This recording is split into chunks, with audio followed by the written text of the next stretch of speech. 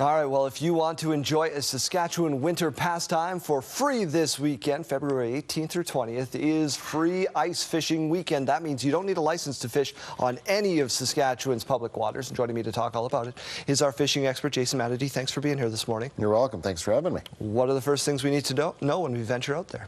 Well, just because you don't need a license doesn't mean you don't need to respect the rules and the limits. And that's the big one that a lot of people maybe don't think about as much as they should. So if you go to the environment website, you can get all the information there in terms of limits and the different species. Like, for example, most bodies of water, you're only allowed to keep 4 walleyes. They have to be under a certain size. Perch is 25, although on Buffalo Pound, about an hour away, which is excellent perch fishing, you're only allowed 10 apiece. So you need to know that before you go out, because conservation officers will be out and they will give you a ticket if you go over your limit. Absolutely. What are we going to catch this time of year, though? Well, I call it the mixed bag, really. And it's a great time of the year when you have species like burbot, these freshwater cod, you know, that have a face only a mama could love. There's one coming out the hole right now, they're slithering out of the hole. But they're fun to catch. They taste great.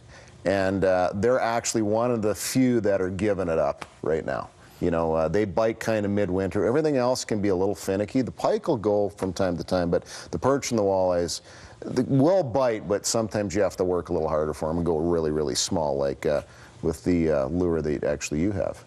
Yeah, I was going to say, what do I need to, if I'm not an avid fisherman and I want to head out for the free fishing weekend, do I need something super expensive? What do I need? Well, if you want to go a little bit lighter, you've got a 4-pound test unit right there with a little 1/4-ounce jig and a dropper lure on it. Okay. That's right about there on it. So that's really, really light. Now, if you want to kind of go middle of the road, I've got 6-pound test on here. It's got fairly light action, but it's heavy enough back here that I can fish, you know, with about a 3/4-ounce jig, like some of the ones that I have here. And that's good for burbot or pike or those bigger walleyes. So this is kind of an all-around lure, soft enough at the end to catch a few perch, but solid enough to land a 20-pound pike if you're lucky enough to get one. Are they getting quite big this time of year?